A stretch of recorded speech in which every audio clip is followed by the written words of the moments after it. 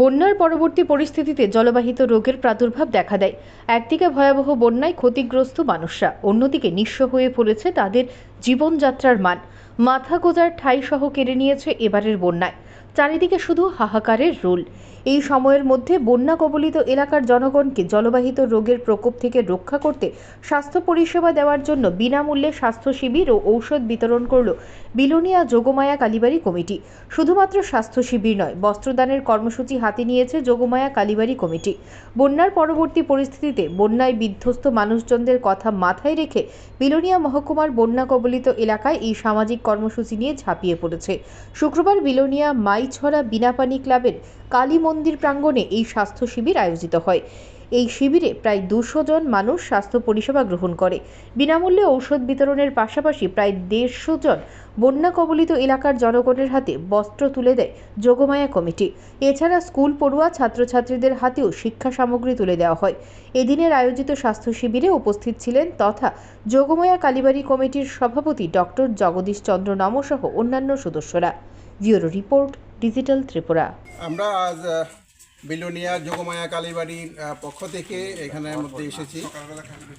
আমরা গত পরশুদিনও এখানের মধ্যে এসেছিলাম। এখানে ভেতরে যে গ্রামটা আছে সেই গ্রামের যে দুর্দশা তা দেখে আমরা শিহরিত হয়ে যাই। এখানে যারা অধিবাসীরা যারা আছেন এখানের মধ্যে তারা সবাই খুবই দুঃখ কষ্ট এবং বিভিন্ন প্রকার সমস্যাতে আছেন।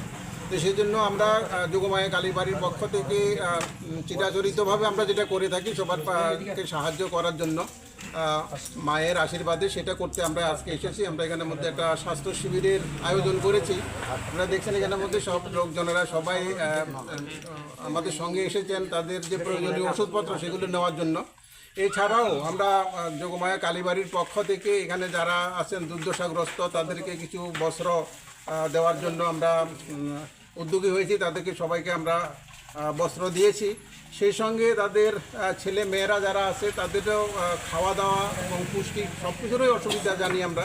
সেজন্য আমরা যোগমায়া কালীবাড়ির পক্ষ থেকে আমরা কিছু শুকনো খাওয়া এখানের মধ্যে এনেছি। তাদেরকে ছোট ছোট শিশুদেরকে যাতে একটু সাহায্য করতে পারি সেজন্য আমরা সেই ব্যবস্থা করেছি।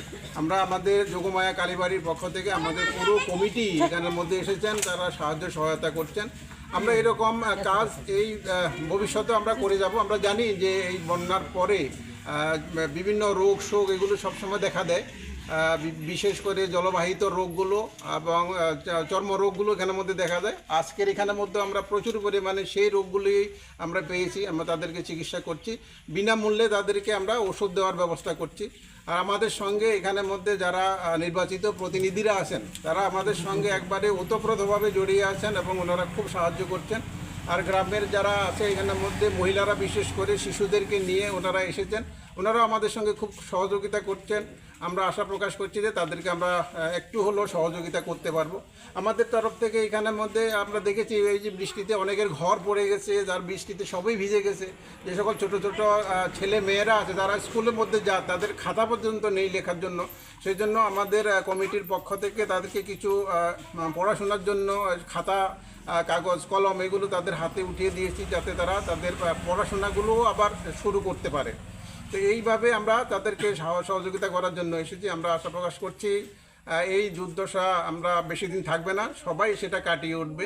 আমরা তাদেরকেও আশ্বস্ত করতে চাই এবং আমরা তাদেরকে এটাও আশ্বস্ত করতে চাই যে আমরা যোগমায়া কালীবাড়ির পক্ষ থেকে সবসময়ই আমরা এই জনসাধারণের পক্ষে কাজ করব।